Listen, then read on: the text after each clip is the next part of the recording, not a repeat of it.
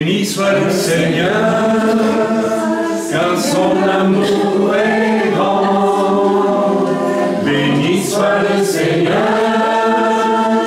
car il est puissant. Nous te louons, Seigneur, de tout notre cœur. Nous nous tournons vers toi, tu es notre roi. Nous te louons, Seigneur, de tout notre cœur. Et nous nous tournons vers toi, tu es notre roi. Alléluia, Alléluia, Messie, c'est les chemins. Alléluia, Alléluia, Messie, c'est les voix. Oh, les chemins, et Alléluia, Alléluia, Alléluia.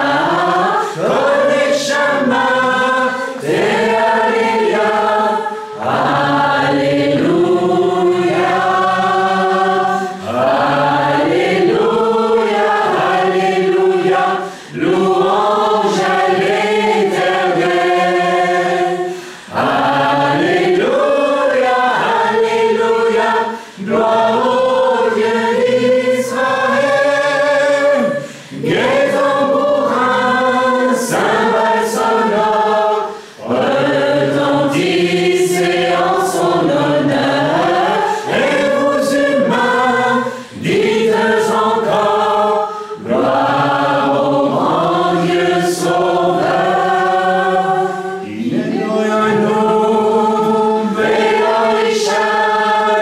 Veloichan, Shomer Israël. Ineloyanu, Veloichan, Veloichan, Shomer, Shomer Israël. Ineloyanu, Veloichan, Veloichan, Shomer Israël. Ineloyanu, Veloichan, Veloichan, Shomer, Shomer Israël.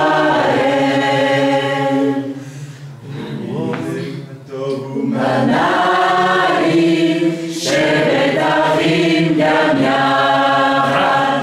Hine ma tovu manaim, Shevet Avim Gam Yachad.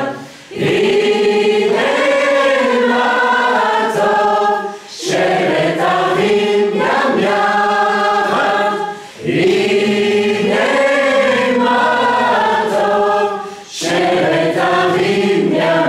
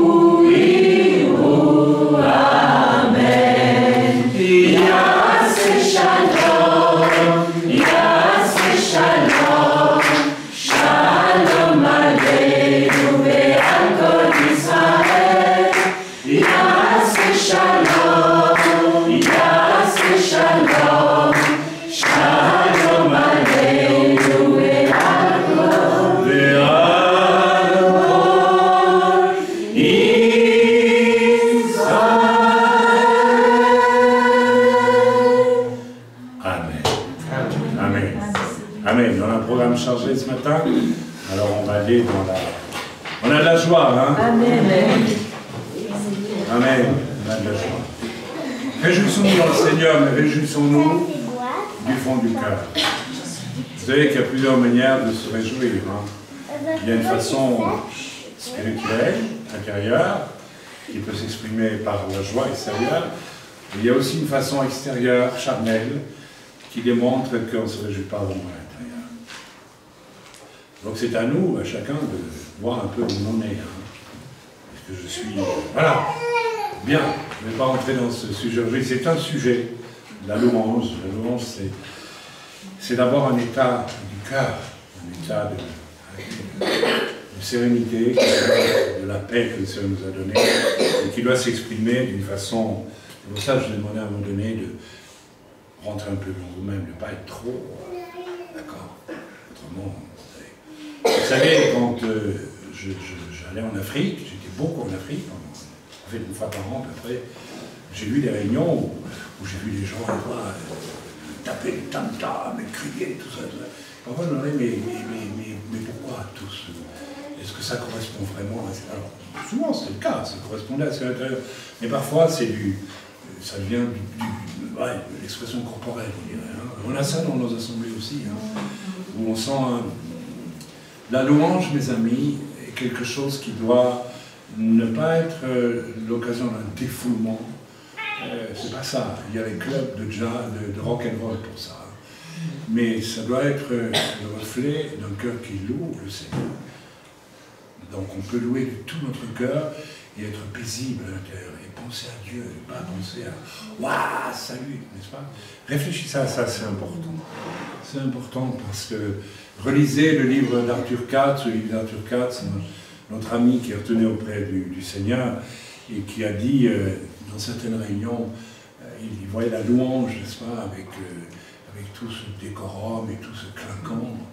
Et il a dit, écoutez, je ne prêcherai pas parmi vous aujourd'hui, parce que je n'ai pas entendu la louange, j'ai vu des déchaînements charnels. D'accord? Si vous voulez que la présence de Dieu soit dans vos vies, il faut sortir de tout ce qui est votre âme, votre chair, et passer du temps avec le Seigneur, paisiblement, c'est important. Amen. Voilà, donc on est là pour entamer notre matinée. J'avais promis que je donnerais le témoignage de ce que j'ai vécu dans ce songe terrible que j'ai vécu. Et là aussi, je ne souhaite pas le raconter de façon, comment dire, émotionnelle, charnelle, c'est pas du tout, ça n'a pas d'intérêt. Quelquefois on entend des témoignages, je dis mais on aimerait entendre quelle leçon tu tires de ce que tu racontes pour que ça serve à quelque chose. Donc si c'est uniquement pour faire... Voilà, donc c'est une des raisons pour laquelle jusqu'à aujourd'hui, par exemple, je n'ai jamais écrit mon témoignage, parce que j'ai toujours eu peur que ça devienne une espèce de... C'est vrai que ma femme et moi, nous avons vécu une conversion extraordinaire, on peut le dire, hein. Mais je n'ai pas envie que ça soit quelque chose qui devienne fait. Parce que récemment, je pensais à ça, je dis bon, je vais peut-être écrire ou donner ce témoignage, mais et puis j'ai eu cette pensée, mais est-ce que je peux être honnête?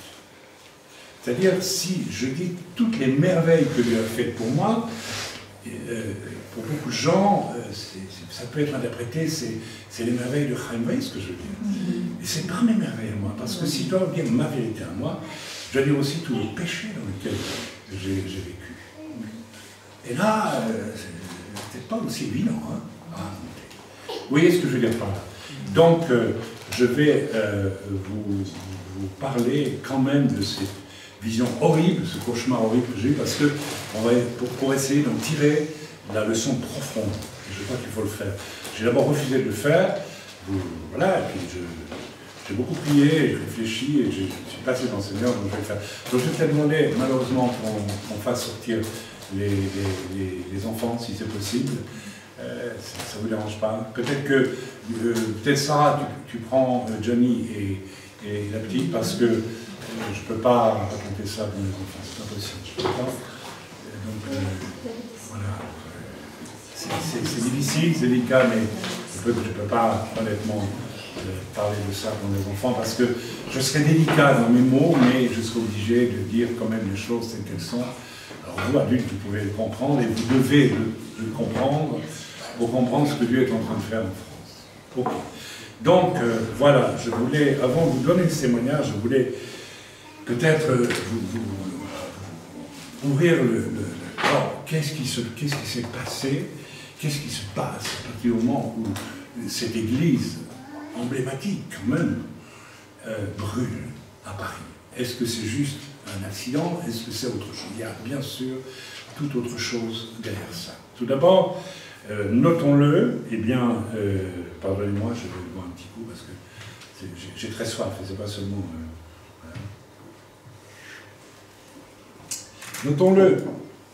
Notons un premier fait qui est quand même magistral, qui est quand même important, c'est que cette cathédrale est au cœur de Paris, et dans le cœur de beaucoup de Français, et dans le cœur de la France, c'est les Français eux-mêmes qui le disent, d'accord, pour des raisons historiques. Mais c'est quand même l'église emblématique du cœur de la France qui est à Paris, c'est l'église emblématique de Paris. Alors, c'est quand même assez inouï, quand même, quand on prend la peine de réfléchir, de se dire, mais c'est quand même incroyable qu'au cœur de Paris,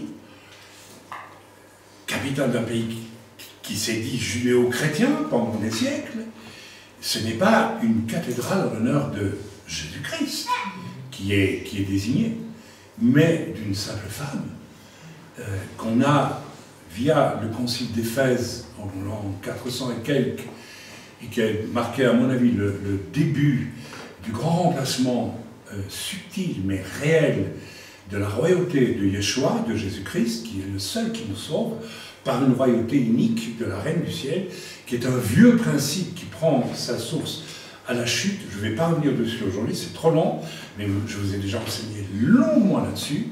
Alors retournez voir, n'est-ce pas, les enseignements, et vous verrez comment cet esprit de la Reine du Ciel est une fabrication qui est rendue possible, et qui est voulue par Satan, qui est rendue possible par le péché de l'humanité, notamment dans le domaine du couple, d'accord, pour créer une entité qui s'oppose au Dieu Père. La Reine du Ciel, c'est une entité diabolique, absolument diabolique, mère de toutes les corruptions, absolument. Et je vais y venir dans quelques instants, parce qu'il y a des sources à tout cela. Il y a des sources évidentes, il suffit de questionner l'histoire. C'est pas difficile, s'instruire un tout petit peu. Et donc, on peut considérer que depuis ce fameux concile d'Éphèse, l'Église, mais en général, a perdu la royauté de Christ, a toujours dit qu'elle croyait en Jésus-Christ crucifié et tout ça, mais a établi progressivement une royauté de la Reine du Ciel bien plus grande que la royauté de Christ. La preuve, cette cathédrale centrale est aimée de tous les Français, et je comprends qu'elle soit aimée. Ici, je ne vais pas ici mépriser, mais il nous faut dire la vérité. Une des choses qui m'a frappé, et qui est quand même pas anodine, lorsque le toit a brûlé, le toit, vous savez, ce toit, c'était une charpente avec une couverture de plomb, d'accord? Ce qui est plombé en général, dans les expressions populaires, ça veut dire que c'est fortement, comment dire, maintenu, hein, c'est fort. Alors on va dire oui, mais bon, on n'a rien trouvé d'autre que du plomb pour mettre sur le toit, un plomb mélangé peut-être un peu de zinc, je ne sais pas si ça se fait d'ailleurs, enfin bref, je ne suis pas spécialiste. Mais ce plomb a fondu dans l'incendie. Donc, le toit de l'homme, c'est la couverture, c'est ce qui désigne finalement l'identité du Dieu. La couverture. Ok? Cette couverture a fondu. Et qu'est-ce qui est apparu en dessous? Ça ne vous a pas frappé? Moi, ça m'a frappé. En dessous, dans le feu, hein, de toute l'église en flammes, toute la charpente, est apparu un signe magnifique. C'est que l'église est construite sur une forme de croix, au départ. Et ça vous fait rien, je ne sais pas, mais ça vous... Moi, j'ai entendu le cri de Dieu me disant à la France, dites mes amis, c'est pas Notre-Dame de tout ce que vous voulez qui a sauvé, qui peut sauver, c'est celui qui est mort sur une croix. Et cette croix était en flamme, retournez voir les photos et réfléchissez à ça. Il y a là un discours de Dieu, mes amis. Vous ne voulez pas l'entendre, c'est un autre problème, c'est votre problème. Mais réfléchissons quand même, parce que toute l'histoire de l'Europe est... C'est le sommet de la construction unique, ce culte de la reine du ciel. Toute l'Europe est sous à peu près toutes les nations de l'Europe, à un moment donné de leur histoire, ont consacré les rois ou les princes, bref, ont consacré leur pays, leur duché, que sais-je d'autre, à la reine du ciel. Et pourquoi pas à Jésus-Christ, s'il vous plaît? Pourquoi pas à Jésus-Christ? Parce que, tout simplement, l'Église a laissé entendre qu'on ne pouvait pas s'adresser à Jésus-Christ, c'était une doctrine même de l'Église, sous-jacente, hein, très ambiguë, l'Église catholique. Jésus, il est trop petit, ou il est trop sévère, donc il faut passer par le bon cœur de Marie. Résultat, on a consacré l'Europe entière à Marie.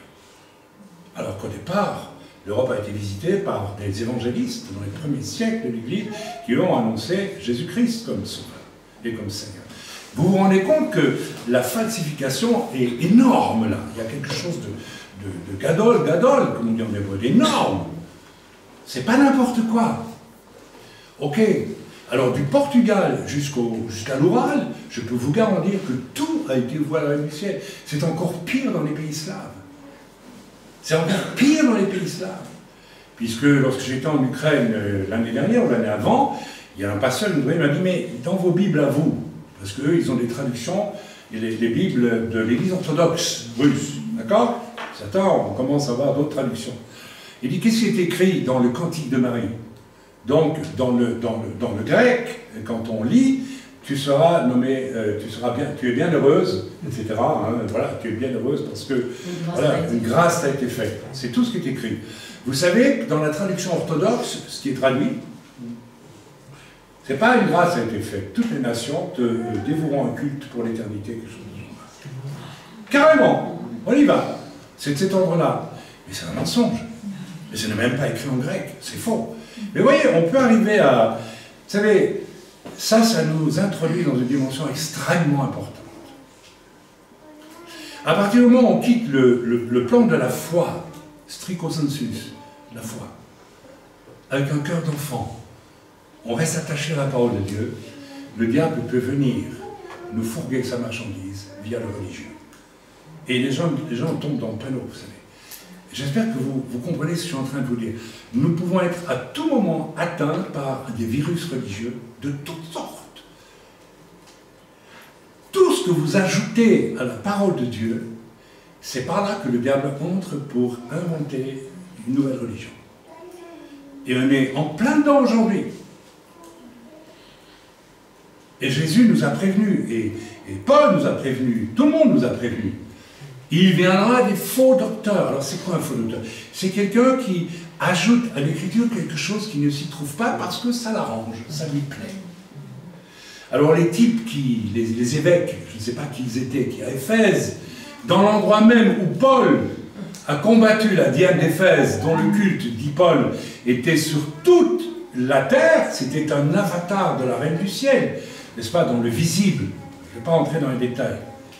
C'est dans le même lieu que l'Église, s'il vous plaît, réinstaure le culte d'Éphèse, le culte de la reine du ciel.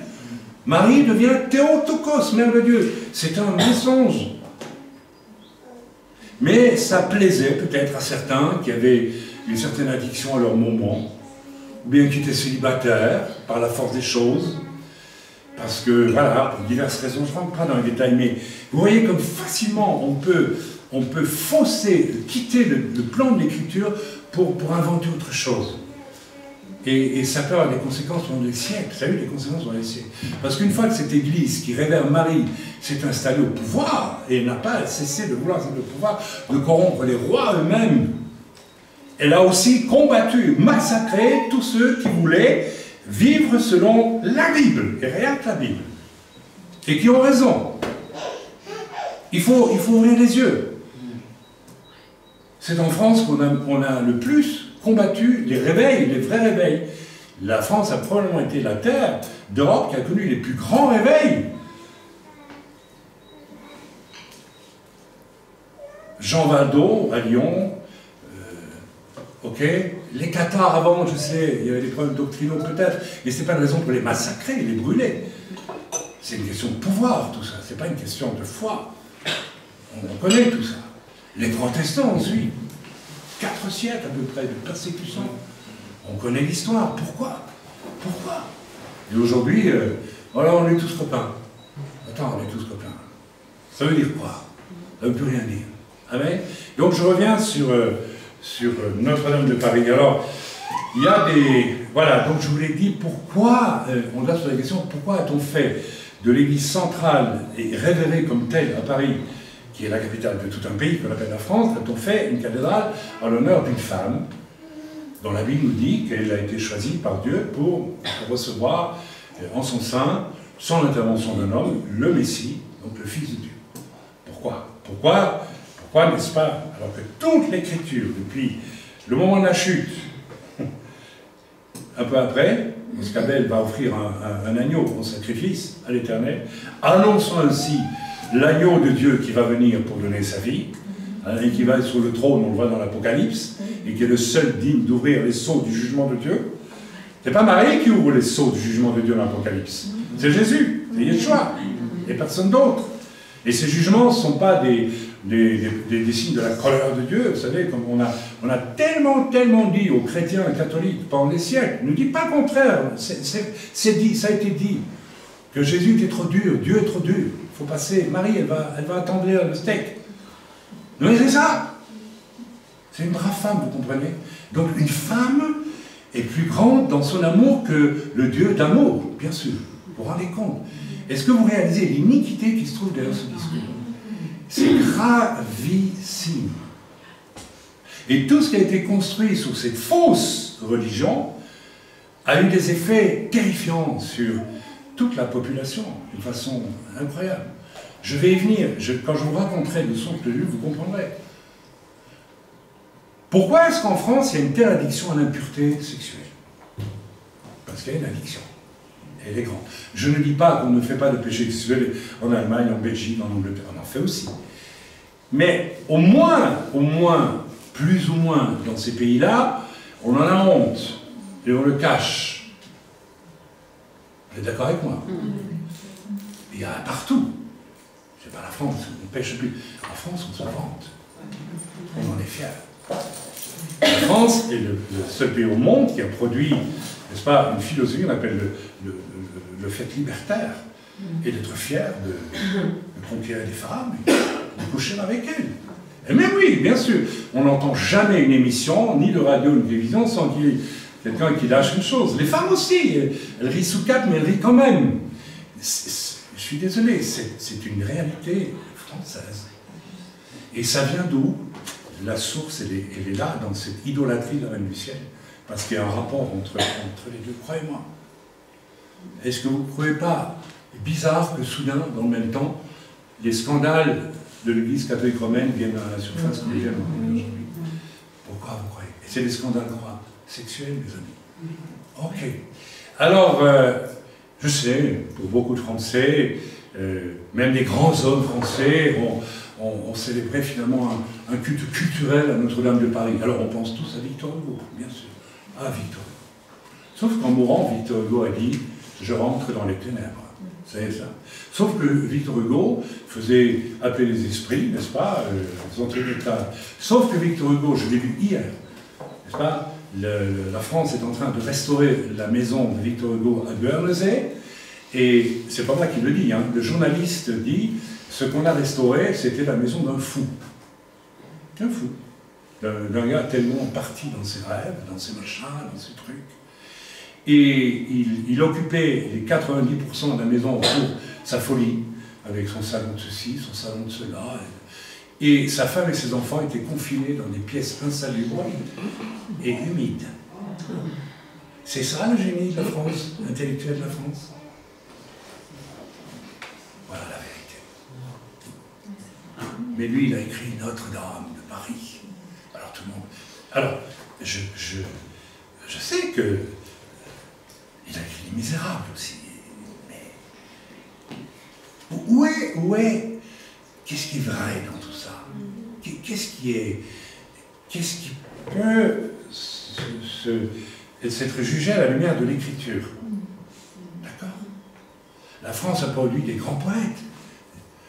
Dieu sait si je les ai lus, moi qui aime beaucoup la poésie. Mais écoutez, Rimbaud, que j'ai tellement aimé d'un point de vue de l'écriture, mais c'était un homme qui a dit je vais me lancer dans la vie en faisant tout le mal possible et imaginable. C'est un fils du diable, je suis désolé. Par le dérèglement de tous les sens, je vais atteindre une accessible étoile, l'image superbe. Par le dérèglement de tous les sens, dit-il. Vous savez, ça veut dire le dérèglement de tous les sens. C'est-à-dire que tout ce qui ne se fait pas, on va le faire. Baudelaire, la même chose. Baudelaire, la même chose. Et puis, voilà, on n'en finirait plus. Ok, donc, il y a là toute une enveloppe de mensonges qui doit tomber. Et c'est des pans entiers de notre culture française qui vont tomber. Parce qu'elle ne correspond pas à la parole de Dieu. Alors on en veut ou on n'en veut pas.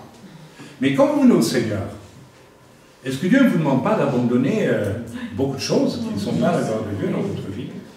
Même si, voilà. Ok, donc,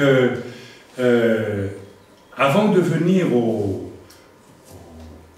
rêve que j'ai eu, au songe que j'ai eu, voilà, j'ai pioché rapidement, j'ai oublié en Israël tout ce que j'avais pioché, n'est-ce pas? Je savais pas mal de choses, mais voilà, donc voilà, vous avez ici, vous verrez très peu, une image de la déesse Sequana. Alors, Sequana, il est presque certain que le nom Seine, la rivière la Seine, vient de Sequana. Donc déjà, la rivière Seine, la grosse rivière Seine, est une rivière malsaine, parce que dès le départ, elle tire son nom d'une déesse des eaux, déesse de fertilité. Alors, en deux mots, vous avez au moment de la chute, la tentative du diable de créer un esprit, une royauté féminine qui contre le Dieu Père.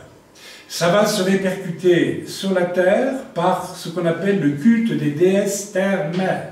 Si vous étudiez solidement les civilisations du Moyen-Orient et de toute l'humanité, vous allez découvrir que quand il n'y a pas le judaïsme qui combat ces choses, mais qui parfois y succombe aussi, les Juifs ont succombé aux Astartés, etc., etc., hein, et au Baal. Baal, c'est l'image de Satan, hein, c'est tout.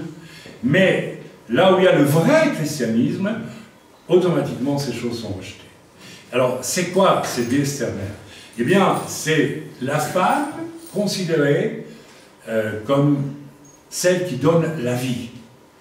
Alors, de cela, on écarte Dieu et l'homme, bien sûr. Donc, la femme est divinisée comme étant celle qui donne la vie. Voilà, alors ça se traduit dans la réalité par le fait que pour les cultures, par exemple, on va associer culture avec don de la vie.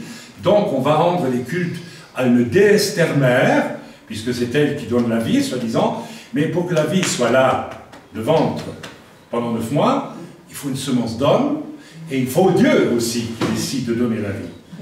Parce que vous pouvez très bien avoir des relations dans un couple et ne pas avoir d'enfant très longtemps. Les gens semblent ignorer, mais c'est quand même Dieu qui donne le feu vert pour une naissance. Alors, dans le système diabolique de la Reine du Ciel, eh bien, c'est ce que ça démarre, et je vais dire, lorsque Ève, en Genèse, chapitre 4, je pense, ou un peu avant, enfin, tu cherches là, j'ai une très mauvaise mémoire des chiffres, n'est-ce pas? Après la chute, qu'est-ce qu'elle dit? Elle va dire Ani Kaniti, ça veut dire j'ai fait un enfant avec Dieu. Donc en réalité, elle ment, elle triche. Parce que pour avoir un enfant, elle a dû avoir une relation sexuelle avec son mari, qu'ils appellent toujours Adam. Mais étant donné qu'elle a perdu le respect de son mari, et il y a des raisons, mais ce n'était pas une raison pour tomber dans ce pied-là quand même, hein, puisqu'il a été démissionnaire au moment de la chute, alors que c'est par elle que la faute est entrée, mais lui n'a rien fait pour l'en empêcher. Donc, elle écarte l'homme et elle renforce encore sa position de rébellion, parce que c'est une rébellion que de répondre au diable au lieu de demander à l'homme de venir répondre. D'accord? Elle la renforce encore, elle décide, je prends mon sort en main, je fais un enfant tout seul avec Dieu, Adam n'existe plus. Là, vous avez la naissance de ce fameux principe de la femme divinisée, littéralement, elle se fait l'égale de Dieu quelque part.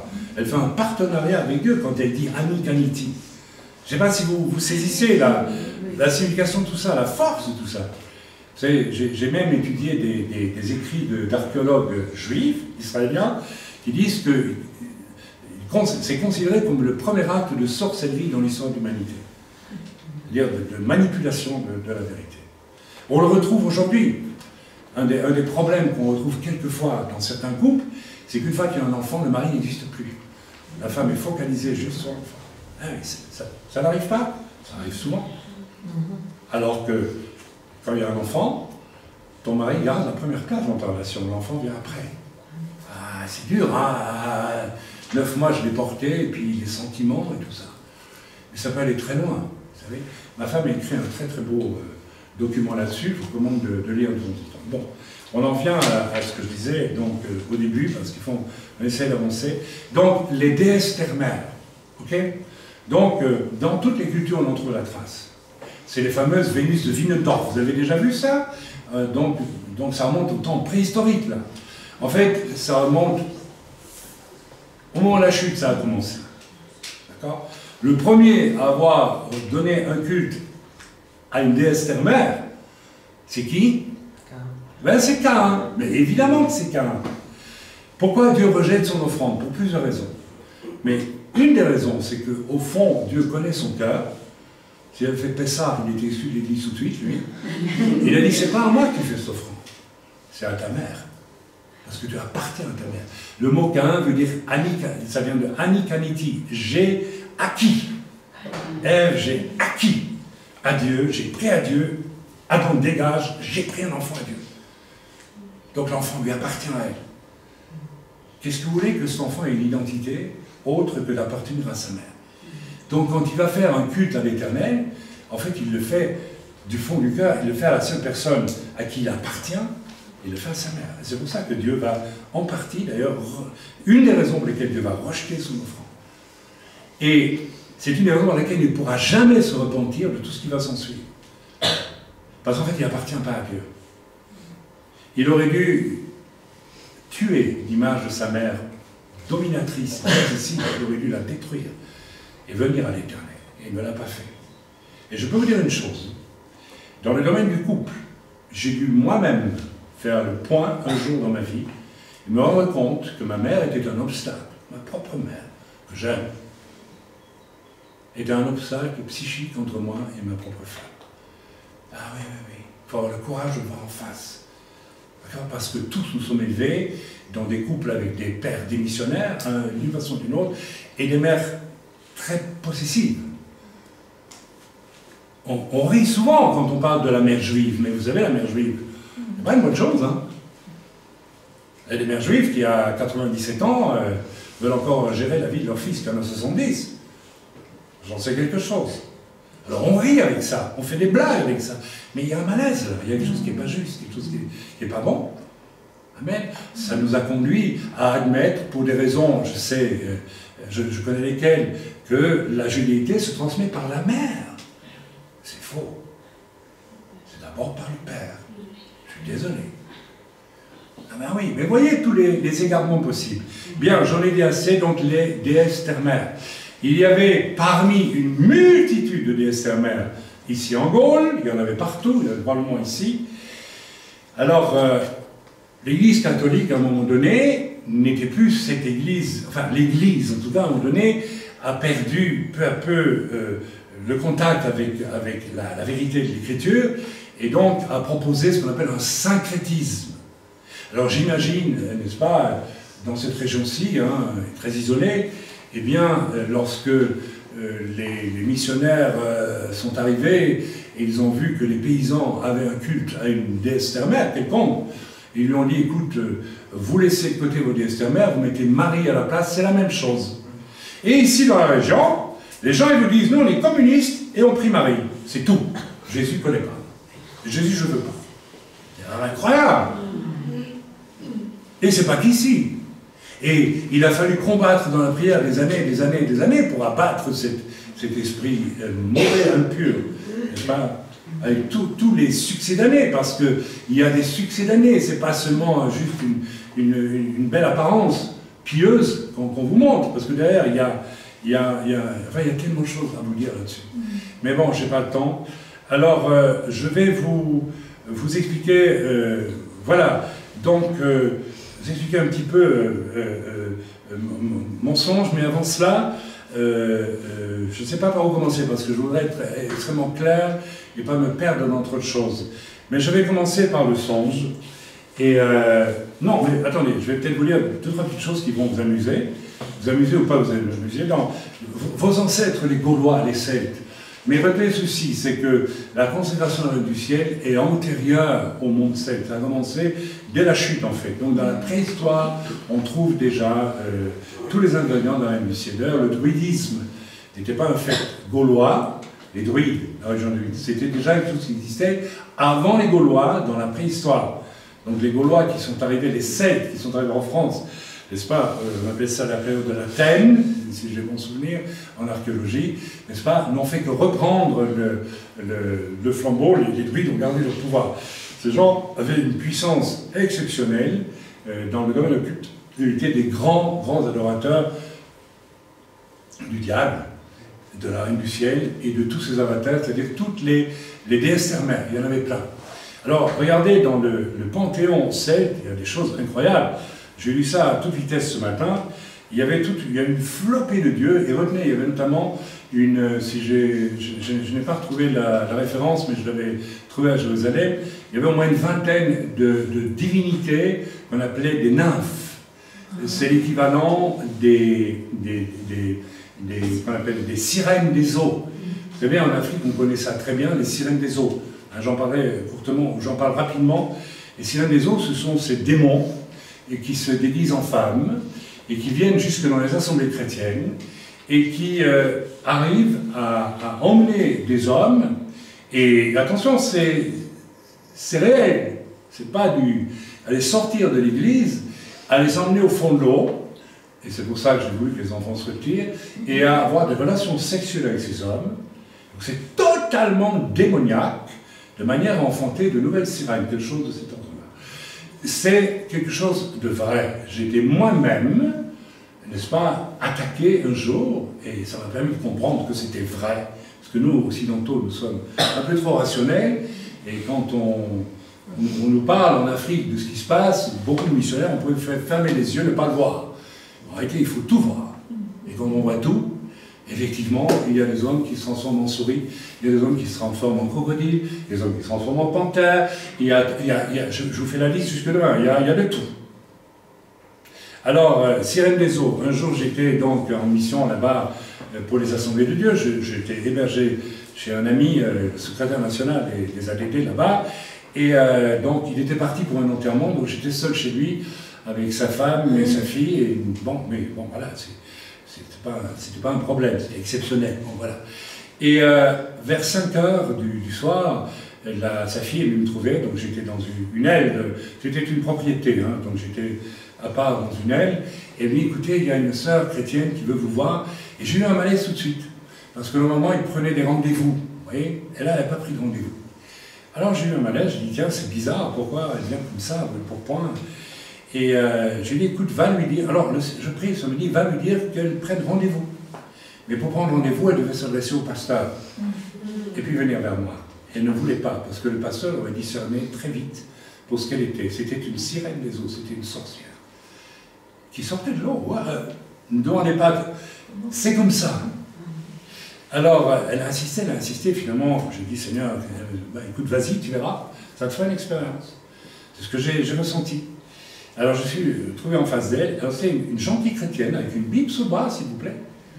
Oui, alors, pasteur, j'ai venu. Et tout de suite, oh là, vous savez ce que j'ai ressenti? C'est que toute ma vie physique, ma vie spirituelle, ma vie d'âme, tout se disparaissait tout doucement. Je mourais, je n'étais plus moi-même, j'étais plus rien. C'est incroyable, hein? Et waouh, j'ai dit, mais on arrête ça tout de suite. Vous êtes qui, vous? Vous êtes venu faire quoi ici? Enfin, je l'ai chassé. Et puis j'ai prié. Et le Seigneur m'a rendu. Non, j'assure, j'ai éprouvé cette espèce de... Voilà. J'étais en contact avec un esprit impur, une sorcière, qui a ce pouvoir. Et si je n'avais pas réagi, elle m'emmenait avec elle. Incroyable, hein? Un serviteur de Dieu. Mais bon, elle ne pouvait pas le faire. Dieu m'a... Bon, je vous raconte ça. Ne venez pas penser, oui, il avait une porte ouverte dans sa vie. Il n'y avait aucune porte ouverte dans ma vie. C'est une expérience qui m'a permis le lendemain de prêcher dans l'église sur la démission des hommes, la démission des pères, et où j'ai passé un petit savon, parce que je voyais les femmes qui dominaient tout dans cette église, et les hommes complètement fades et irresponsables. Et je dis, si les sorcières, les sirènes des eaux peuvent entrer dans vos églises et emmener les hommes, messieurs, c'est parce que vous êtes faibles. Parce que vous n'êtes pas les hommes, vous ne prenez pas position dans le monde spirituel, vous laissez faire vos femmes. Les femmes viennent à la réunion de prière et vous ne priez pas. Alors c'est facile, elles vous emmènent, elles font de vous ce qu'elles veulent. Donc ça existe. Il y a un monde spirituel des eaux qui est, on appelle ça le Léviathan dans la Bible. J'ai été confronté aussi à des nymphes, des sirènes des eaux, si vous voulez, en Écosse. Je vous ai déjà donné un témoignage de ça. Et j'ai dû lutter, et j'ai lutté. Le problème, ce n'était pas moi, c'était que j'avais à lutter contre quelque chose qui venait pour me... Et je voudrais vous dire que c'était un combat. Hein. Un combat. Je vous ai déjà donné le témoignage. Hein. Donc il faut combattre. Et Dieu attend que c'est des hommes capables de combattre spirituellement. Les apôtres l'ont fait. Vous savez, quand Paul était à Éphèse, il n'a pas dû se contenter de prêcher l'évangile, il a dû lutter dans la prière. Et il a été confronté à la Diane d'Éphèse, en face, et il l'a combattu. Et il a ramassé des coups, mais il l'a fait quand même. C'est ce qui nous manque aujourd'hui. Il nous manque des hommes prêts à se battre. Il faut se battre. On est dans un continent qui vit en paix, tant mieux. Depuis 70 ans maintenant, et puis on n'a plus d'hommes. Quand je vois beaucoup d'hommes, je dis, mais ils ont quel âge? 12 ans, 13 ans? Psychologie d'adolescent. Non, vous savez que c'est vrai. Amen, il faut se réveiller là, il faut se réveiller. Bien, alors, mon rêve. Horrible. Donc, ah oui, non, je ne sais pas donner la liste pour qu'on s'amuse un peu. Les dieux gaulois. Vous avez le dieu Lug, Samil Danach. Excusez-moi pour la prononciation. Vous savez ce que c'était? C'est pas moi qui l'invente. Un dieu polytechnicien. Je ne sais pas de quoi il était polytechnicien, ce dieu, mais il était polytechnicien. Ça vous dit rien en France, polytechnique? C'est pas une grosse... Je veux dire, il n'y a pas de rapport. Il y a un rapport. Ah, c'est pas tout. Il y avait un dieu qui... Alors, ce dieu polytechnicien avait une fonction sacerdotale. Est-ce que la gestion de la France ne se fait pas par Polytechnique? Oui. D'ailleurs, c'est un débat aujourd'hui. Hein. On supprime l'ENA, on garde l'ENA, parce que... On se rend bien compte, c'est quelque chose d'élitiste, artificiel. Finalement, on dirige la nation de manière artificielle, pour les intérêts de qui? Des riches, bien sûr, et pas du peuple. Hein. On dit en deux mots, tout le monde est au courant, ça. Là, je n'invente pas une chose fausse, hein. Vous le savez, tout ça. Il y avait un autre dieu qu'on appelait Dabda. Ça aurait été Dada, ça aurait été plus simple. Fonction guerrière. Est-ce qu'il y a une nation plus guerrière que la France? Non. Il y a un autre dieu qu'on appelait Ogmé. Vous savez de quoi il était, le dieu, ce dieu gaulois? Le dieu de l'éloquence. Est-ce qu'il y a une nation qui n'est pas plus forte que la France pour l'éloquence? Alors l'éloquence, c'est bien quand c'est au service du Seigneur. Mais quand c'est... Français, je vous ai compris. Menteur. Et l'éloquence. Et puis on va au Québec, et vive le Québec libre. S'il avait ajouté en Jésus-Christ, on aurait dit Amen. Et c'était juste l'éloquence pour créer, pour faire quoi? Excusez-moi, pour créer un incident, c'est tout. L'éloquence. C'est un dieu celte. Et il y en a plein comme ça. Hein. Alors il y a par exemple Luchta, c'est le dieu charpentier. C'est curieux, ce qui vient de brûler là. Et vous savez que la France a fourni des champions du monde pour les charpents, vous savez ça? Oui, les compagnons du Tour de France, pas, je ne sais même pas si c'est des compagnons du Tour en Allemagne ou ailleurs, pas trop je pense, mais la France, elle produit C'est curieux quand même. Voilà, on peut continuer comme ça. Par exemple, oui, il y a un dieu qui s'appelle Mac-Og, ou Engus, c'est le dieu de la jeunesse. Alors, la France, hein.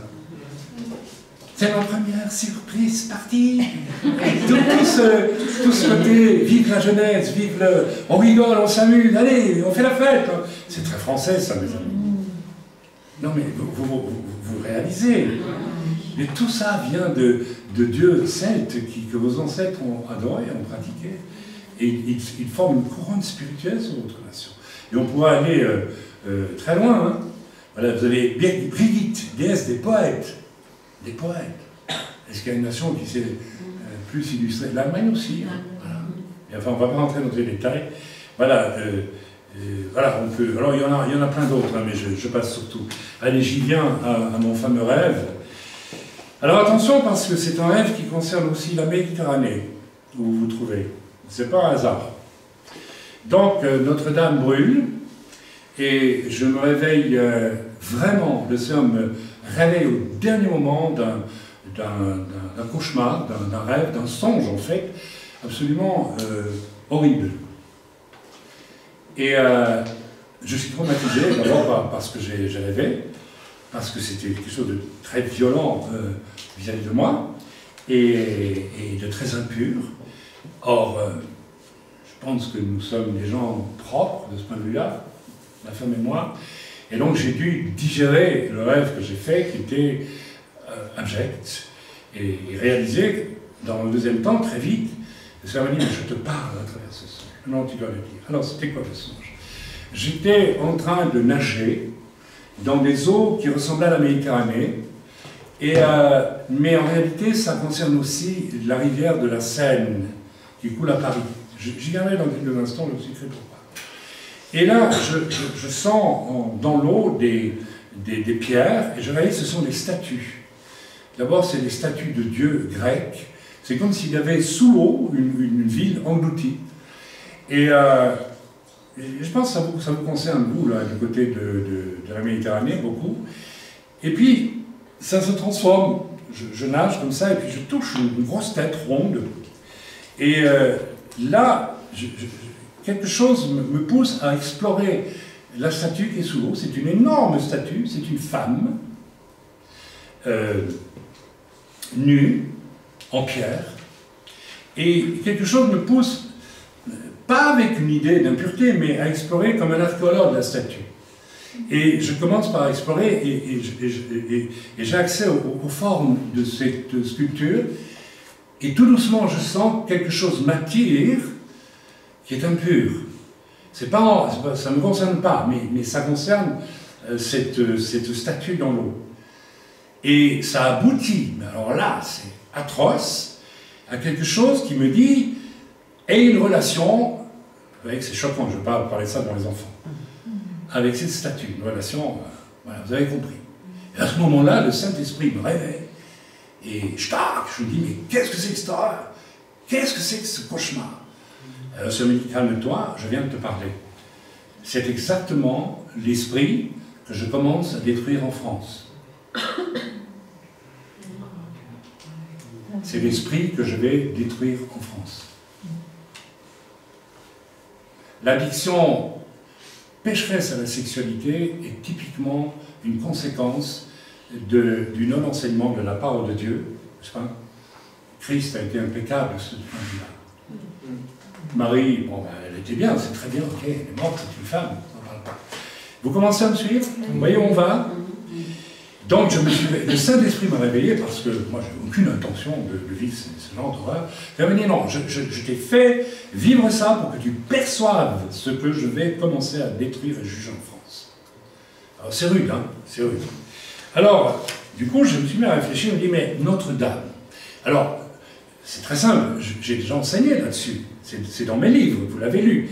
Je ne sais pas si vraiment tout le monde a pris conscience de ce que ça représente. Où est construite Notre-Dame? Toi, tu es né à Paris, tu sais, Notre-Dame est construite à tout casser à 30 mètres de la Seine, hein, par là. Hein, c'est l'île Saint-Louis, on connaît tous. Ok, alors il faut faire un peu d'histoire. Ok, Le lieu où a été construite la cathédrale de Notre-Dame, et pas la cathédrale à Jésus-Christ, est un ancien lieu préhistorique et puis celte, où on pratiquait des rituels, et on les pratiquait tout le long de la Seine, en l'honneur d'une déesse qui s'appelait, la voici, je ne sais pas si on la verra suffisamment là-bas, Sequana. Donc c'est une femme, donc on a retrouvé cette sculpture, là c'est l'époque gallo-romaine, d'après ce que je sais au niveau du style, mais c'est antérieur à l'époque gallo-romaine. Avant l'époque gallo-romaine, il y a l'époque gauloise. Et avant les Gaulois, il y avait la préhistoire. Encore une toute autre histoire. Mais tout part de la préhistoire. Donc cette divinité était révérée et actuellement, à l'origine, à la source de la Seine, qui se trouve, si j'ai bon souvenir, sur le plateau de Langres aussi, hein, comme la Meuse. Je ne dis pas une bêtise, je pense que c'est ça, enfin, qu'importe. Il y a actuellement des groupes de druides ou de gens très occultes qui réinstaurent le culte de Sequana comme au temps celtique là-bas. Donc il y a une réactivation de tout. Et tout le long de la Seine, on pratiquait un culte à Sequana. Les druides pratiquaient, d'où le nom Selle. Le nom la Selle vient de la divinité Sequana. D'accord? Vous voyez le lien. Alors, qu'est-ce qui se passait déjà à la préhistoire et puis pendant la période gauloise? Eh bien, les druides sacrifiaient selon des sources assez certaines, et puis de toute façon, ces gens-là étaient des satanistes. Hein. Les druides folkloriques que l'on a aujourd'hui passent sous silence parce qu'ils savent, les gens qui refont du druide aujourd'hui savent très bien ce qui se pratiquait. Stone et Reg et toutes ces choses-là, ce n'est rien d'autre que des temples satanistes où on faisait des sacrifices humains en relation avec la fête de Saint-Main et la fameuse fête que tout le monde repratique aujourd'hui, Halloween, hein, tout ça, tout le monde le sait. Mais ils vous diront, nous on fait un druidisme light, hein, on fait ces choses. Mais en fait, ils retournent vers ces choses. Ok, donc les druides sacrifiaient des jeunes filles vierges, les égorgeaient, et à cet endroit-là, à 30 mètres de la Seine, et puis les jetaient dans la Seine, en offrande sans doute à la déesse Sequana. Les sacrifices humains étaient courants sur toute la planète, là où on adorait des déesses ternaires. Ok, il fallait tuer, il fallait du sang. Je sais qu'on en a pour une heure à expliquer le pourquoi de tout cela. Vous savez, il n'y a pas plus grand imitateur de Dieu que le diable. Le diable sait très bien que le sang de Jésus-Christ nous purifie de tout péché, donc il veut du sang aussi pour lui. Donc les serviteurs de Satan font des sacrifices humains, ça se fait. On le sait, c'est clair. Alors on passe tout ça sous silence, on n'en parle pas trop parce que voilà. J'ai amené un jour au Seigneur un sataniste qui avait participé et qui m'a donné la liste dans son pays de tous les personnalités qui appartenaient au satanisme avec rituel complet, hein, avec tout ce que ça veut dire. Par bonheur, j'ai perdu la liste.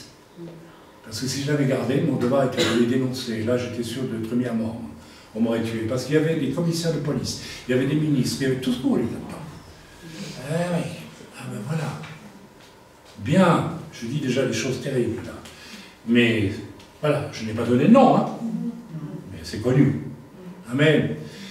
C'est quoi là? Donc, rappelez-vous, donc se pratiquer, et généralement, lorsqu'il y avait rituel satanique, il y avait orgie sexuelle, toujours. Les deux vont ensemble.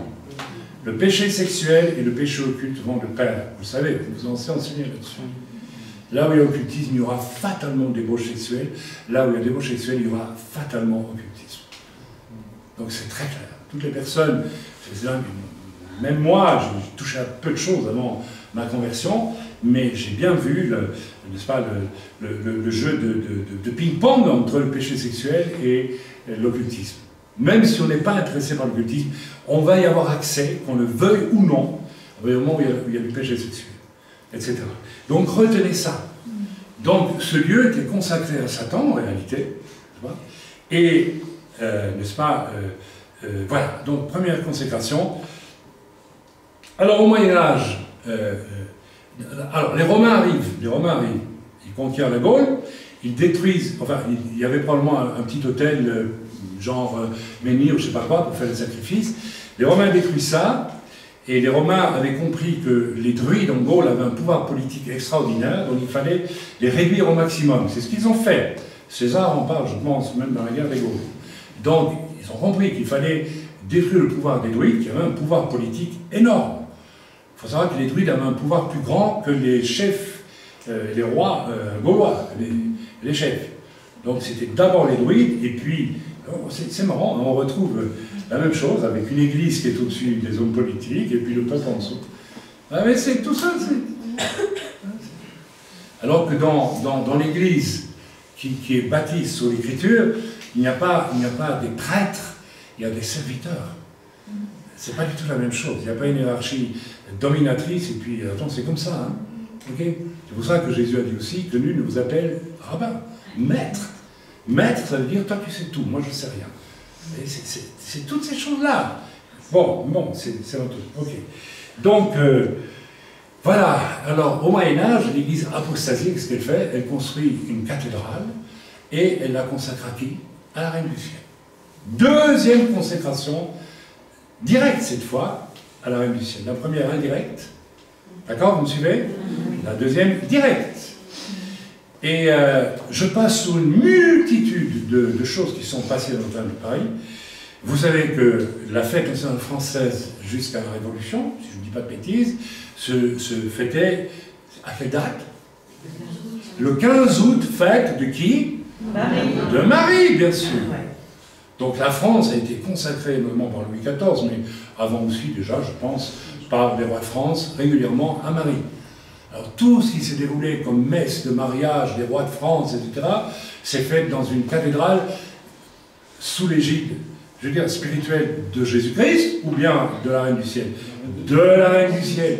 Donc toute la mentalité, le mental, la psychologie, la morale, les choix ont été, en France, pour les dirigeants en général, comment vais-je dire, générés par la corruption de la Reine du Ciel. Et ça veut dire beaucoup de choses. D'accord, vous lisez l'histoire de France, vous verrez que, on va sans arrêt. Alors je sais que dans notre nation aussi, les rois, les princes sont des maîtresses, sont des concubines. Je sais ça, mais en France, c'était élevé au niveau du grand art. Au niveau du grand art. On a eu un président, on vient d'avoir 3 présidents. On en a eu un qui avait une fille en secret, qui a fini par le faire passer comme quelque chose de normal à la fin de sa vie. Et puis maintenant, elle passe dans toutes les émissions. Je n'ai rien contre elle, c'est un être humain comme un autre. Mais où est la retenue dans tout ça? Où est la pudeur? Il y a quelque chose qui gêne, sans porter de jugement, mais quand même. Et puis on a eu un deuxième qui, voilà, qui a eu des enfants sans être marié, et qui allait à Scotter visiter sa maîtresse. Attendez, écoutez. Et puis on a un troisième, lui, qui a épousé sa prof de français, qui lui a fait commettre un crime, puisqu'il était passible des tribunaux, hein, en relation sexuelle avec un adolescent de 16 ans. Quand vous en avez, je ne sais pas combien. Une femme mariée, s'il vous plaît, il faut quand même le dire. Et on va s'arrêter où dans la croissance du scandale? Et tout ça est normal. J'ai entendu une interview sur I24 News il y a 6 mois d'ici, où un intervenant français, qui avait un visage très impur, n'est-ce pas, parlant de l'affaire de Macron avec son épouse, il faut bien le dire, hein, c'est notoire. Il faut prier pour cet homme, vous savez, il faut prier pour lui. Alors il a dit, non mais ça c'est, vous savez, c'est le genre de choses que le génie français peut proposer. Vous voyez mes amis, le génie français. Nous on est ouverts. Allez, d'accord, on va s'arrêter où dans l'ouverture? Alors on va dire, oui, les anglo-saxons sont trop austères. Attendez, c'est pas une question d'autorité, c'est une question de dignité. Là. Donc l'indignité est élevée au rang de sport, littéralement, dans ce domaine-là. Il faut avoir osé le dire. Et c'était le sens profond de mon rêve. Cet esprit d'impureté a voulu que je m'associe à lui. Alors bien sûr, l'Esprit de Dieu n'a pas voulu. Donc vous comprenez ce que je vous ai raconté, ce que Dieu est en train de me dire. Bien. Révolution française, alors je passe beaucoup d'étapes de l'histoire où la France est consacrée à Marie, où la cathédrale Notre-Dame de Paris devient l'emblème de la France, et puis Victor Hugo, après la Révolution, va encore renforcer l'emblème, en faire un objet culturel. D'ailleurs, qu'est-ce que Macron a dit le soir de l'incendie? Elle nous appartient à tous. Il n'a pas dit à un moment c'est une église catholique. Il dit c'est un emblème français, culturel français. C'est un emblème culturel. Je dirais que c'est un lieu de culte, moi. Et Révolution française, vous savez ce qui se passe. Hein. Ça a été une catastrophe, je ne vais pas entrer dans tous les détails. Bon, alors, je pense que les siècles d'abus de l'Église et de la royauté en France ont amené à un découragement moral profond dans la nation. Sans ce découragement moral et cette perte d'illusion par rapport au divin, jamais le siècle des Lumières n'aurait existé. Le siècle des Lumières, c'est quoi, au fond? Ça débouche sur quoi? Ça débouche, Dieu on s'en passe désormais. Ni Dieu ni maître, hein, chantent les anarchistes français. Ni Dieu ni maître. Mais on va mettre l'homme au centre, et l'homme va lui-même établir sa propre justice. Et on a vu le résultat de la Révolution française. La Vendée, qui voulait rester fidèle au roi et fidèle à sa religion, massacrée jusqu'au dernier. Voilà. C'est ça, la royauté des hommes. Sans Dieu, ben c'est ça, la royauté. Ça a donné un esprit atroce, avec des excès de toutes sortes, qui n'ont jamais été fait l'objet d'une repentance en France. Vous savez, les casseurs qui démolissent tout quand ils descendent sous Paris, c'est la résurgence, je vais vous le dire, de la canaille qui présidait aux tribunaux révolutionnaires et qui étaient ivres-morts la plupart du temps, qui étaient des gens sans scrupules, des gens qui volaient, qui trichaient, qui mentaient, c'était presque évident. Alors on peut faire la révolution pour une bonne cause, on peut faire la révolution pour prendre ce qu'on veut aux autres. Et alors dès que tu rentrais dans le tribunal révolutionnaire, si tu avais une trop belle redingote, toi, allez hop là, décapité. Donc c'était la canaille, la racaille qui siégeait dans les tribunaux populaires. Vous savez, est-ce que vous savez ça? Vous savez que c'est exactement ce qui s'est passé en ex-URSS au moment de la révolution communiste. C'est la racaille, c'est vraiment des gens, mais est-ce que vous avez lu comment ils ont massacré la famille royale russe? Pourquoi? Il fallait enlever absolument, n'est-ce pas, la royauté sur l'Empire russe, parce qu'il fallait éliminer quoi après le roi? Dieu, mes amis. Les idées communistes sont tout droit issues de la Révolution française. La France a une responsabilité terrible dans l'histoire de l'humanité. Il faut oser le voir, il faut oser le dire. Est-ce que vous savez que Lénine est lui-même venu, peu de gens savent ça, étudier le massacre qui a eu lieu en Vendée pour l'appliquer à son tour en Ukraine et en Russie. Ah ouais. Il s'est dit, bon, ceux qui ne veulent pas suivre la Révolution, on les tue. Il est venu ici, en Vendée, il est venu étudier. Et il a dit, bon, ben voilà, c'est la technique qu'on va appliquer. On va envoyer l'armée du peuple, l'armée du peuple, oui, l'armée du peuple, de la révolution communiste, et on va les massacrer. Et ils l'ont fait. Vous savez, les Cosaques du Don n'existent plus. Vous savez, c'était les Cosaques du Don, c'était une population très, très, très vaste. Ils ont été massacrés jusqu'au dernier parce qu'ils s'opposaient à la révolution communiste. Fini, tués, éliminés, femmes, enfants, vieillards, chevaux, cavaliers, tout ce que vous voulez. Donc tout ça, il faut quand même le savoir. Alors qu'est-ce qui se passe à la Révolution française? On ferme l'Église. On le ferme en tant que Dieu de foi chrétienne, entre guillemets. Hein. Et on en fait, je ne sais plus trop quoi, une caserne ou bien une écurie, enfin bref. Et puis c'est Napoléon qui va la réouvrir. Mais avant que Napoléon n'apparaisse, il s'est passé un incident terrifiant dans Notre-Dame. On a réouvert Notre-Dame. On a amené un ou des pasteurs, un ou des prêtres et un ou des rabbins. Et on a pris des Torahs, on a pris des Bibles et on a pris des livres de messe catholiques. On a tout mis au milieu, on a mis le feu devant les prêtres qui étaient priés, les rabbins et les pasteurs qui priaient d'applaudir. Pas de dire, mais qu'est-ce que vous faites là? Autrement, ils étaient mis à mort tout de suite. Vous vous rendez compte? Et puis, on a fait montrer sur un char, n'est-ce pas, une femme du théâtre français donc ce qui est devenu la Comédie Française, c'est peut-être déjà la Comédie Française à l'époque. La Comédie Française, c'est à quelle époque elle a été fondée? Le théâtre français, c'est à l'époque de Molière, hein? Je ne sais plus, enfin bref, ou à l'époque de Racine, je pense, c'est là que ça a commencé. Enfin, je ne sais plus, pardonnez-moi mes petites errances à ce niveau-là. Et cette femme était nue, entièrement nue, sous un voile. C'était une comédienne, et à l'époque, il faut le dire, pas toujours, mais quasiment toujours, les comédiennes vivaient des vies de grande débauche. C'était des maîtresses de princes, de ceci, de cela. C'était un peu joli, c'était fini. Hein. Elles continuaient à faire du théâtre à condition de recevoir dans l'horloge, n'est-ce pas, tel et tel homme. On a compris. Donc on a amené cette femme du théâtre français nue sous un voile, et j'ai oublié le nom de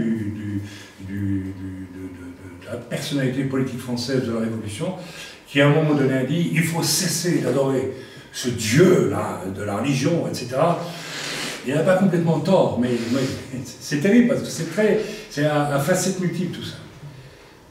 Il aurait dû dire, à présent, nous allons lire la Bible et nous allons voir ce qu'elle dit, mais ils n'ont pas fait. Il a arraché le voile, il a dit, voilà votre raison d'adorer la créature, la femme nue. Donc, troisième consécration, à la femme en tant que divinité, et cette fois complètement charnelle et sexuelle. Donc la France, tout ça s'est passé à Notre-Dame de Paris. Alors vous allez me dire, Notre-Dame de Paris n'en peut rien. Oui, c'est un bâtiment. Mais on a tous compris qu'il y a là quelque chose n'est-ce pas, et voilà, je pense, à présent je vais pouvoir le dire, que le Seigneur est en train, moi ce que j'ai reçu à travers mon rêve et à travers ce que je sais de Notre-Dame de Paris, et ce que je sais de la France, c'est que Dieu aime profondément la France. Et Samuel va vite nous donner un message qu'il a. Je ne savais pas quel message j'ai préparé, tu peux déjà venir. Et puis on demandera à Fabio d'être attentif au moment de couper, s'il te plaît. Et donc, ce que je sais, c'est que le Seigneur, je veux voir les choses de manière ultra positive. Ultra positive dans le sens où je suis convaincu, tu peux venir, n'aie pas peur, je suis convaincu que les jugements vont continuer. Ne soyez pas effrayés. N'ayez pas le nez collé sur les circonstances, prenez du recul.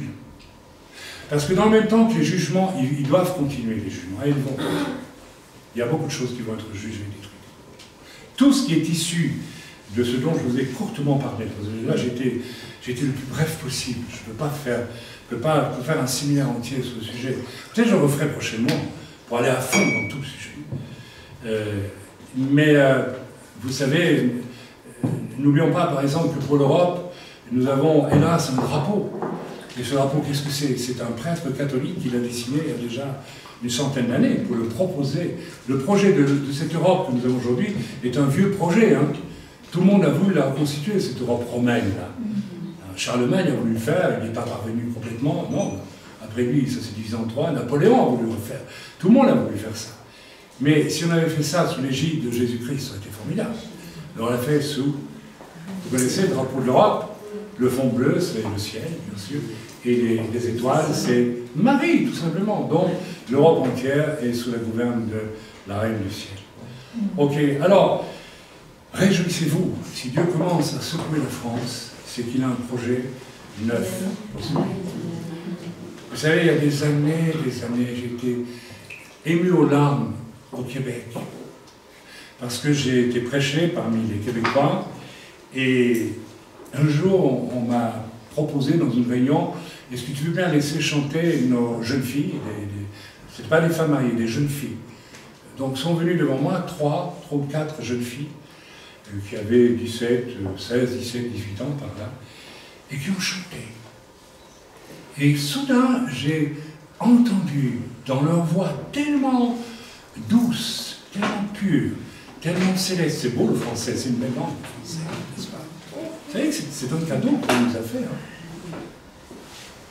Mais là, j'ai entendu autre chose. Et je me dit, tu entends ça? Ça, c'est le cœur que je veux pour la France. Un cœur pur. Un cœur pur. Je veux cette nation pour moi, m'a dit le Seigneur. Et si vous m'avez connu à l'époque, vous devez vous en souvenir, j'ai prophétisé qu'un jour, Dieu allait rendre son cœur pur à la France. Mais pas à tous les Français. Les Français qui ne voudront pas entendre le message que Dieu lance sur la France vont disparaître, mes amis. C'est pas tout. Et si ça implique la destruction de certains monuments, eh bien, tant pis. Qu'est-ce qui vaut mieux, des âmes qui appartiennent à Christ ou des bons monuments? Vous savez, les bons monuments, il y en a pas mal qui ont disparu. Demandez aux Juifs aujourd'hui ce qu'ils pensent de l'esplanade des mosquées, alors que c'est l'esplanade du temple. Il a été rasé. Yeshua l'a dit. Arrêtez de vous extasier devant ce beau monument. Il n'en restera pas pierre sur pierre. Parce que c'est moi qui compte. Moi, je suis là, parmi vous, je suis Dieu. Alors reconnaissons Dieu, puis si Dieu nous laisse quelques bons monuments, ben on les reconsacrera à l'Éternel. Très bien. On en fera des temples à la gloire de Dieu. Mais on ne regardera pas aux belles pierres, ni à ceci, ni à cela, on regardera la présence de Dieu. Et peut-être qu'il faut que certaines pierres disparaissent pour qu'on puisse avoir la présence de Dieu. Vous savez, même le temple de Jérusalem, Dieu l'a dit, j'ai jamais demandé que vous me fassiez une maison. C'est là que je peux habiter. C'est là que je peux habiter. On m'a fait un beau compliment l'autre jour. Une personne qui a dit, bon, quand je vois un vrai pasteur, je le reconnais dans une foule. Ah, ça c'est bien ça. Quand je vois un vrai chrétien, je le vois. On a besoin d'un bâtiment. C'est pas nécessaire.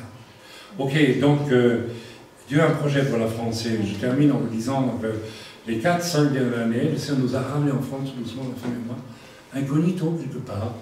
On n'a pas fait de... on a fait une réunion ici, bien sûr, mais beaucoup moins qu'avant. Hein, mais on a commencé par aller dans la rue, d'aller au magasin, à la station-service, et d'être attentif aux gens. Simplement attentif. Et parler avec les gens. Et là, on a senti quelque chose qui commençait à frémir. Comme si les gens commençaient à se rendre compte, mais je vous parle déjà d'il y a 4-5 ans, ça va plus en France. La France est malade. Elle est malade de son passé, elle est malade de beaucoup de choses.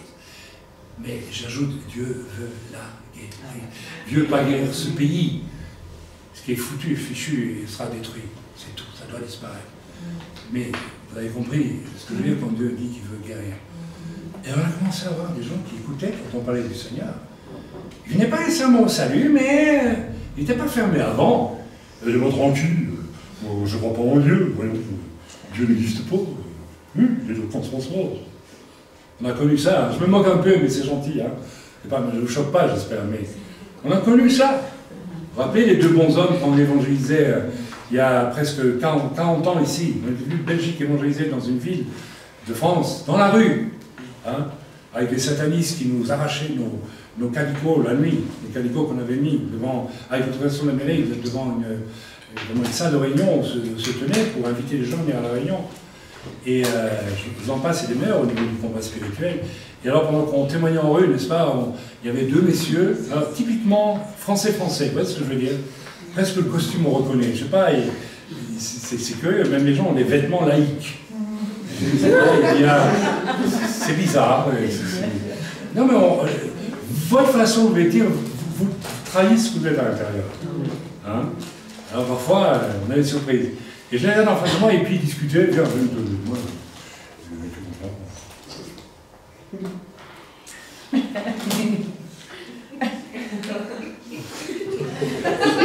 bon, je prêchais. Je dis, vous êtes deux gros malins, hein, j'ai compris. Ça fait rien, je continue à prêcher, je ne dis rien, etc. Vous pouvez critiquer, vraiment avec des raisonnements extrêmement sophistiqués. Ça vient de sophisme, sophistiqué, un petit peu. Ça vient un rapport lointain. Vous savez, les sophismes, vous savez ce que c'est?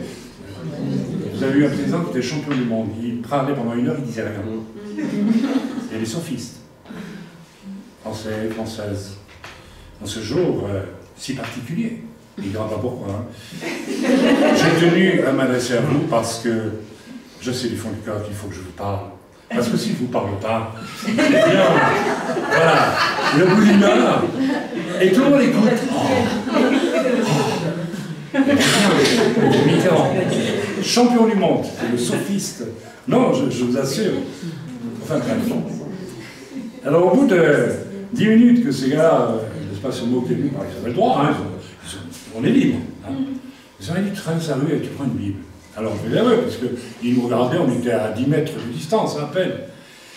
Et puis je viens vers eux, et puis je dis, écoutez, voilà, je ne sais plus ce que je dis, voilà, vous savez, Jésus, et puis vous avez entendu ce que j'ai prêché, écoutez, cher ami, alors, vous savez, l'existence de Dieu n'est pas prouvable pour telle raison, parce que, et il commence à me débattérer un discours énorme, pendant un quart d'heure à peu près.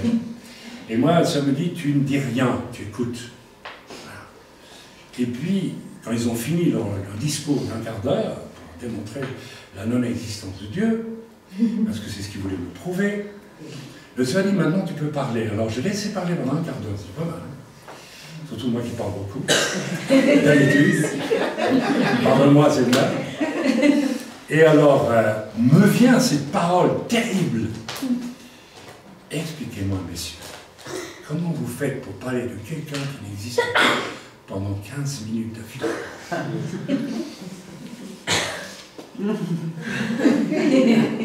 C'était philosophique.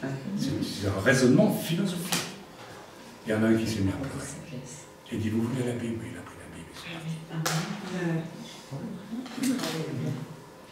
C'est cet esprit-là aussi, qui vient des lumières. De la discussion, de ne pas être d'accord avec toi, quand je discute, va jaillir la lumière. Quelle lumière?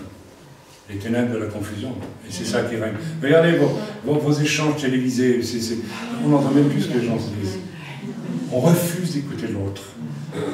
L'autre commence à exprimer une idée, on l'arrête tout de suite, parce qu'on ne veut pas entendre ce qu'il a à dire. Donc ça devient une lutte, c'est extrêmement violent. Tu vas te taire, c'est moi qui vais avoir raison. C'est une façon de dialoguer, ça vient des lumières, tout ça. C'est toute une structure. Allez sur une télévision allemande et voyez comment se fait un débat. Eh bien, il y en a un qui parle, on l'écoute, et puis l'autre répond. Et il prend au moins en compte ce que l'autre a dit. Si c'est vrai, il le dit, oui, c'est vrai. Si c'est pas vrai, il démontre calmement pourquoi c'est pas vrai. Mais au moins, il y a une écoute, il y a un échange. Mais dans votre culture, c'est quasiment impossible. Très souvent, pas toujours. Pas toujours. Bien, donc je suis convaincu que Dieu veut, et Dieu est en train de le faire, on en a eu la preuve, c'est l'an dernier, Dieu, et ça c'est un miracle, c'est magnifique, donc je crois que Dieu veut remplacer une certaine France par une autre France. Et il va le faire. Et réjouissez-vous, amis français, parce que vous avez un privilège. Vous êtes la première nation d'Europe qui subit le jugement qui va permettre à Dieu de remplacer par autre chose. C'est quand même quelque chose. Je crois que la France a au départ une destinée d'exemple. Malheureusement, le diable est parvenu à corrompre cette chose spirituelle. Je crois que l'évangile est rentré en Gaule et en Europe par la France principalement. Et puis ça a été dévoyé. Mais ce n'est pas perdu. Et je pense que Dieu va ramener la France, va déblayer, vous savez ce qu'on appelle ça, on enlève tout le Hametz, va déblayer tout ce qu'il faut déblayer pour revenir tout simplement aux sources. La prédication de l'évangile de vie en Jésus-Christ, et en rien d'autre. En Yeshua Mashiach, si vous préférez. Amen. Alors, Samuel va donner son message. Je ne savais pas que ça allait confirmer ce que j'allais dire ce matin. Amen. Alors, moi j'ai eu à cœur de lire Daniel 3. Donc, si vous voulez bien prendre vos Bibles avec moi.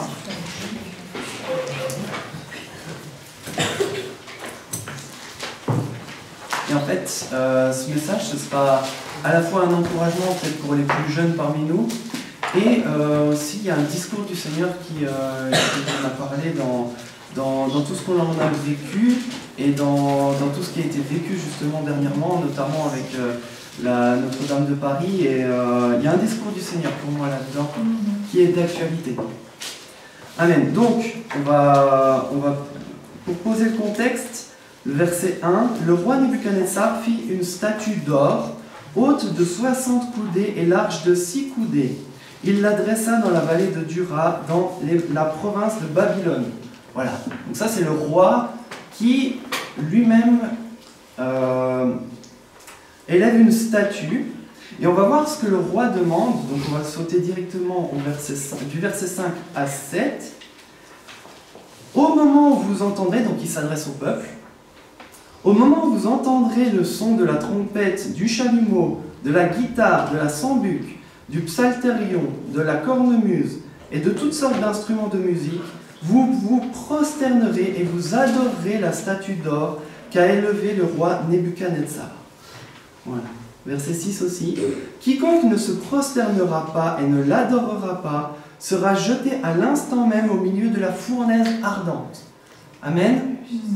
Donc là, ce qu'on voit, c'est que le roi, un roi, voilà, comme un chef d'État, on va dire, a érigé une statue, donc symbole clair de l'idolâtrie, et il a dit, voilà, vous vous prosternerez quand vous entendrez la musique. Pour nous aussi, ça peut symboliser toute forme d'idolâtrie que l'on peut avoir dans nos vies, que ce soit l'idolâtrie carrément avec une statue, mais aussi plein de petites idolâtries. On peut s'idolâtrer soi-même. Moi, j'ai idolâtré pendant très longtemps la pêche.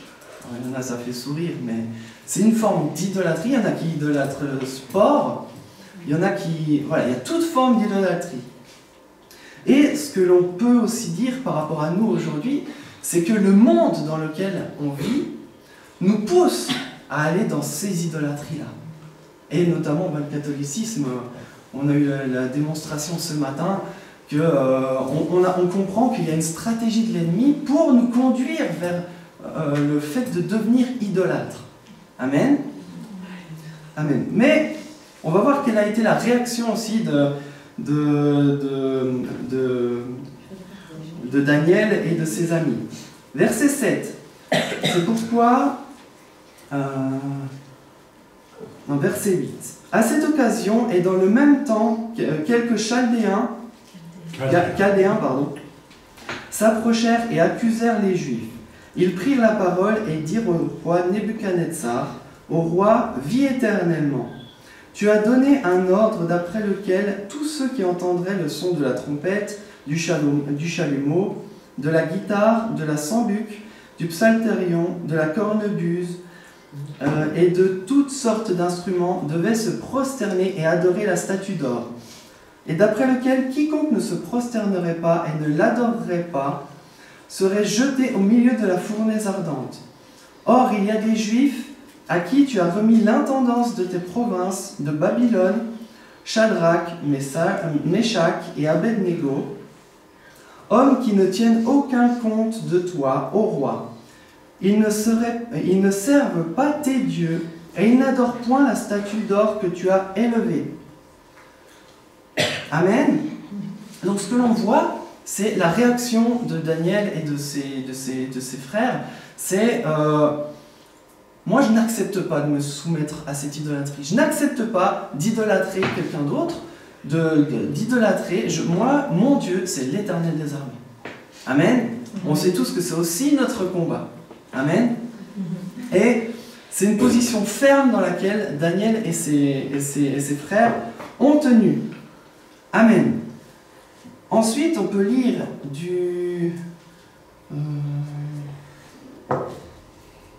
voilà, on peut lire quand même le verset 13 à 15 aussi. Alors Nebuchadnezzar, irrité et furieux, donna l'ordre qu'on amène Shadrach, Meshach et Abednego, et ces hommes furent amenés devant le roi.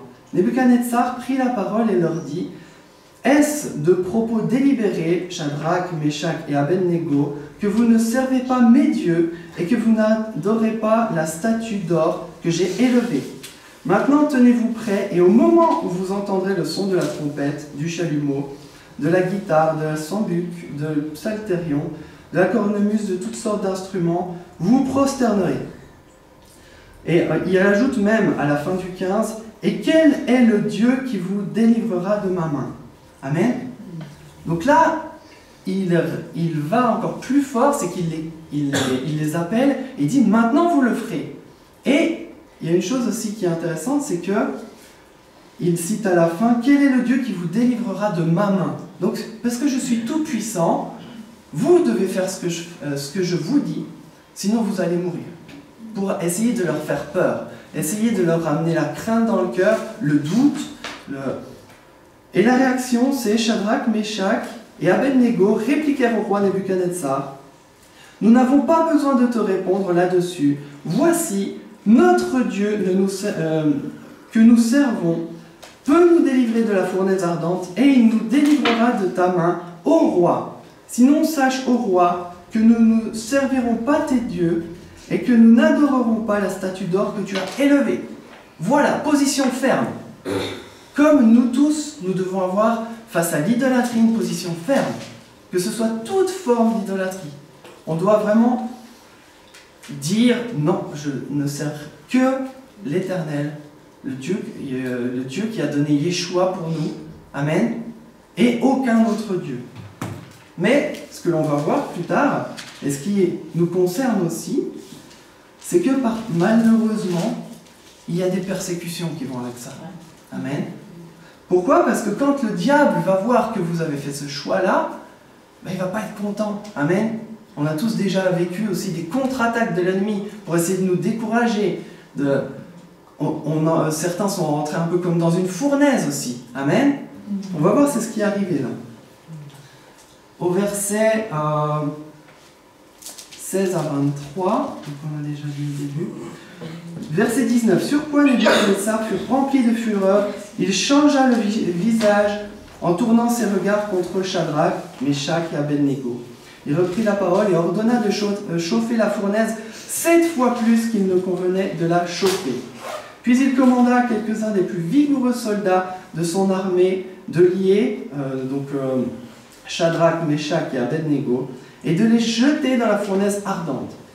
Ces hommes furent liés et vêtus de leurs caleçons, de leurs tuniques et de leurs manteaux, et de leurs autres vêtements, et jetés au milieu de la fournaise ardente.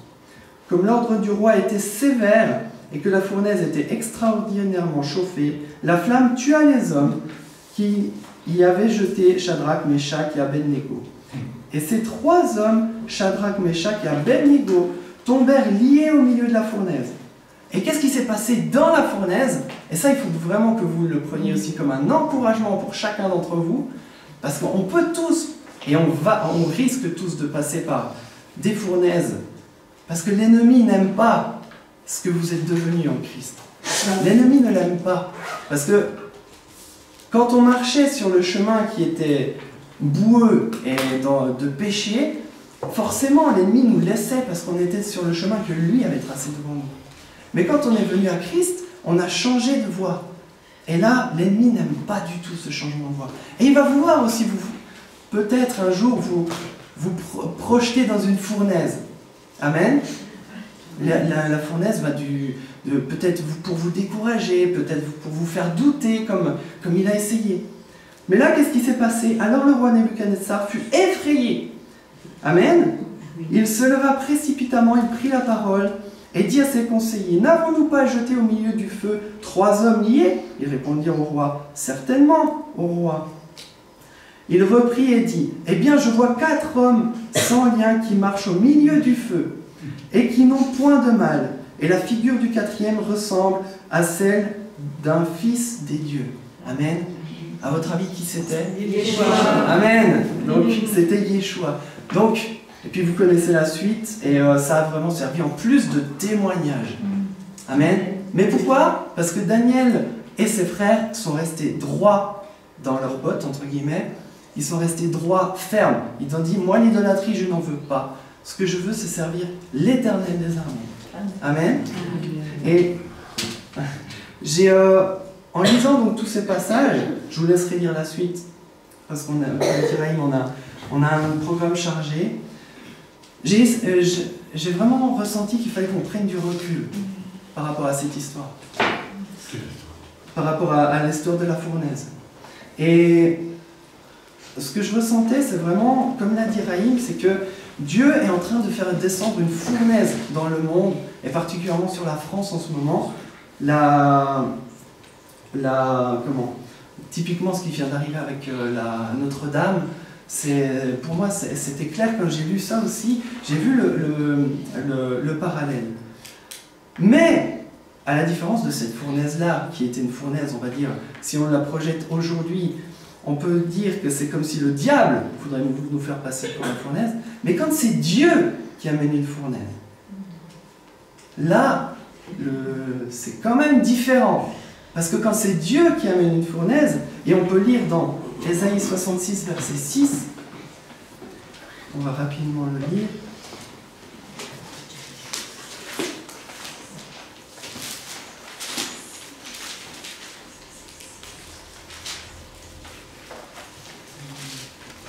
Oui, c'est pas ce passage, mais le passage, c'est Dieu qui dit « Je vous éprouverai par le feu ». L'Éternel qui parle « Je vous éprouverai par le feu ». Amen. Donc, quand on sait que si le Seigneur fait descendre une fournaise sur la France en ce moment, c'est pour juger, amener son jugement sur ce qui est inique. Et si on compare avec cette histoire de la fournaise dans Daniel, c'est pour juger aussi, on peut parler aussi d'idolâtrie. Dieu veut juger l'idolâtrie. Amen. Amen. Mais dans cette fournaise dans laquelle nous entrons, j'ai lu aussi ce passage que Raïm a cité hier, de Luc 13, verset 18, et on va terminer avec ça. Luc 13, verset 18. Et ça, j'aimerais que vous vous réjouissiez parce que nous sortons de Pessah aujourd'hui. Et là, il y a une magnifique promesse pour nous qui entrons dans ces temps. Il dit encore, « À quoi le royaume de Dieu sera-t-il semblable? Et à quoi le comparerai-je? Il est semblable à un grain de sénévé qu'un homme a pris et jeté dans son jardin. Il pousse et devient un arbre, et les oiseaux du ciel habitent dans ses branches. » Et c'est surtout le verset 20 et 21 moi, qui m'intéresse. Il dit encore, « À quoi comparerai-je le royaume de Dieu? Il est semblable à du levain qu'une femme a pris et mis dans 3 mesures de farine pour faire lever toute la pâte. » Amen. Nous sortons de Pessah. Nous avons dit, Seigneur, nous ne voulons pas du levain de l'hypocrisie. Nous ne voulons pas de cela. Mais ce que l'on veut, c'est ton levain à toi, parce que ce que l'on veut, c'est que toi, tu sois avec nous au milieu de la fournaise et que ton royaume puisse s'élargir, s'épanouir. Amen. C'est vraiment le message. Vous qui avez laissé vraiment Dieu enlever tout le rametz, tout le levain de l'hypocrisie, tout le levain de tout ce dont on a parlé, le Seigneur veut remplacer ce levain par du bon levain. Et il veut continuer son œuvre. Il veut continuer le royaume de Dieu à côté de nous, autour de nous. Et on a vu déjà les prémices de tout ce qui s'est passé dernièrement. Amen. Avec toutes ces conversions. Gloire à Dieu. Merci Seigneur. Amen. Alors, merci pour ce message. Ne nous embrouillons pas. Hein, une fournaise n'est pas une autre fournaise. Ça n'a strictement rien à voir. Mais enfin, j'ai compris ce qu'il voulait dire. Mais bon, ce qu'il dit est très clair. Alors c'est vrai qu'il y a, je n'ai pas parlé hier parce que je ne voulais pas mettre trop de confusion dans les jeunes esprits convertis. Le levain est comparé à quelque chose qui ressemble à l'hypocrisie dans le cœur, mais il y a ce fameux passage biblique dans Luc qui dit que le royaume de Dieu, le royaume des cieux, le royaume de Dieu, est comme du levain qu'on pousse dans la pâte pour la faire grandir, gonfler. Donc, voilà, donc, mais ça veut dire que ce n'est pas le levain en soi qui est mauvais, c'est ce qu'il peut représenter dans nos cœurs, d'accord?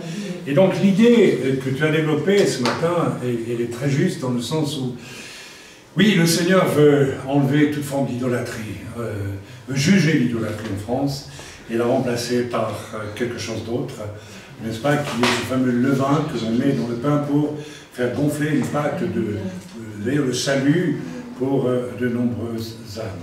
Voilà, donc, merci pour ton message. Il vient confirmer hein, ce que j'ai donné. On ne s'était pas concerté. Alors, bien, donc, voilà, donc des hommes qui étaient confrontés à l'idolâtrie. Mais vous savez, ce qui est formidable, c'est que la différence entre ces 3 jeunes gens et nous, en France, en ce moment, c'est qu'ils étaient instruits. Ils connaissaient le Dieu vivant et on n'a pas pu les avoir avec du pipeau, pas possible. Alors quand on est bien instruit de la vérité, on n'a même pas craint la persécution en réalité. Regardez, on les jette dans une fournaise. Et alors, ils insistent dans l'écriture avec tous leurs vêtements, les caleçons, la chemise, la couverture, le kawaii, tout, il y avait tout. Peut-être même encore, je ne sais pas, moi, bref, un kit de... j'en sais rien. Bon, on s'amuse un peu. Et c'est fait exprès, la Bible dit, voilà, vous les pouvez former de partout. Hein. Il n'y avait pas de combinaison ignifuge. Et qu'est-ce que la Bible dit? C'est ceux qui les jettent dans la fournaise qui sont brûlés. Donc il ne faut pas demander à quel point la fournaise est fausse. Mais il ne leur arrive rien, en fait. A priori, si vous êtes pur devant Dieu, si vous êtes vraiment droit devant Dieu, je vais prendre date avec ce que je veux dire. Et si il nous arrivera probablement rien, et ce rien qui vous arrivera servira de témoignage à ceux qui veulent vous obliger à apostasier ou à retourner.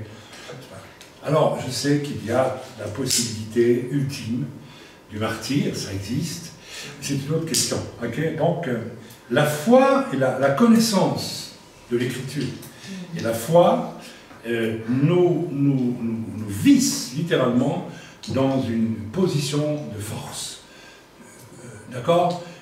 La France a été bernée pendant des siècles, le peuple français a été berné, et maintenant Dieu est en train de détruire tout cet outillage qui a berné, hein, on en a parlé, et il veut la remplacer par une moisson d'âme qui sera greffée sur la vérité. Amen. Amen. Voilà, on a bien compris, je pense, le message, donc voilà, on peut voilà, bénir le Seigneur pour ça, et puis vivre la suite de la journée.